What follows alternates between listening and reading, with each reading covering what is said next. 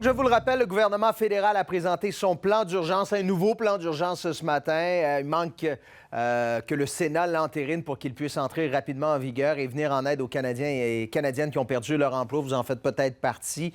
On veut être certain que ce message soit bien compris, soit clair. Il y a plusieurs nuances. Puis Joël Lightbound, qui est secrétaire parlementaire du ministre de la Sécurité publique, est là pour nous aider dans tout ça. Monsieur Lightbound, bonjour. Bonjour, M. Savard. Alors, à qui ça s'adresse? On pouvait comprendre que c'était les personnes qui n'avaient pas accès à l'assurance-emploi, mais c'est plus large que ça. Aidez-nous à nous y retrouver, là. Oui, essentiellement, là, ce qu'on est venu clarifier aujourd'hui puis annoncer, c'est qu'on met en place l'allocation canadienne d'urgence qui remplace certaines annonces qui avaient été émises la semaine dernière. Donc, l'allocation canadienne d'urgence, tous ceux qui ne se qualifient pas à l'assurance-emploi vont y avoir accès dès que le programme ouvre. Mais l'autre nuance, et on parle de 2 000 $ par mois pour une période de 4 mois pour commencer.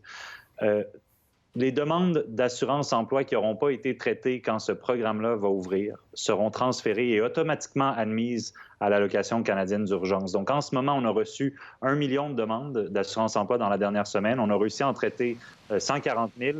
On augmente les effectifs. On a redirigé 1 300 fonctionnaires pour traiter ces demandes-là. On continue nos efforts. Mais toutes les demandes qui n'auront pas pu être traitées à partir du moment où ouvre l'allocation canadienne d'urgence début avril vont être transférées. Et tous ceux qui n'ont pas accès à l'assurance-emploi, on parle par exemple des travailleurs autonomes, de ceux qui doivent par exemple s'occuper de leurs enfants, rester à la maison, mais qui n'ont pas l'assurance-emploi, ou même s'ils l'avaient accès, vont pouvoir soumissionner, obtenir très rapidement 2 000 $ par mois pour une période de 4 mois. Ceux aussi dont l'assurance-emploi pourrait venir à échéance durant cette période de 4 mois vont pouvoir également appliquer et obtenir l'aide de 2 000 $ par mois. Donc, l'objectif, là, et je veux être rassurant pour les gens qui nous écoutent, c'est que personne ne tombe entre les mailles du filet, qu'on arrive à aller chercher vraiment tout le monde, là. Donc, le portail d'entrée, puis je disais hier aux téléspectateurs qu'on était tous dans le même bateau, confidence, j'ai aidé des proches aujourd'hui à remplir le formulaire là, en ligne pour avoir accès à l'assurance-emploi. Si on a fait ça, on n'a pas besoin de faire autre chose. Si notre demande n'est pas traitée, ben, on tombera avec le 2 000 $ par mois, là.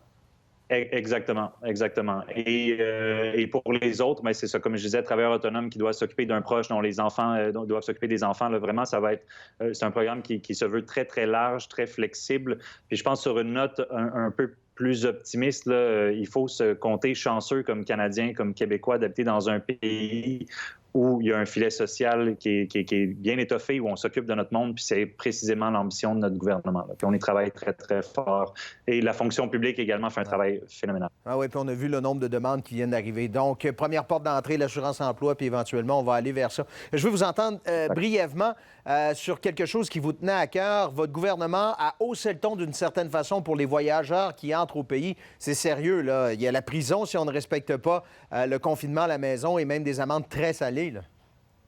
Oui, bien, c'est ça. C'est à partir de minuit, là, ce matin, par ordre en conseil, on a émis, selon la loi sur la quarantaine, maintenant une obligation légale à tous ceux qui rentrent au pays, qu'ils aient ou non des symptômes, de se placer en quarantaine. Ce que ça veut dire, là, c'est que légalement, là, quand vous arrivez au Canada, c'est pas question d'aller faire l'épicerie, pas question de s'arrêter à la quincaillerie, c'est directement chez soi. Puis on est en train de travailler aussi sur les détails pour ceux qui arrivent, par exemple, à l'aéroport de Montréal ou de Toronto, qui doivent se rendre chez eux pour qu'ils n'aient pas à prendre le transport en commun pour se rendre chez eux. Donc, c'est vraiment très, très strict et le message qui est envoyé ne peut pas être plus clair, là. Si vous revenez de l'étranger, vous devez vous placer en quarantaine. On ne parle pas d'un isolement suggéré, on parle vraiment d'une quarantaine. Ce que ça veut dire, c'est vous restez chez vous. Le message, donc, c'est clair. Oui, le message est clair. Joël Lightbound, merci beaucoup d'avoir été avec nous encore ce soir. Ça me fait plaisir. Bonne soirée.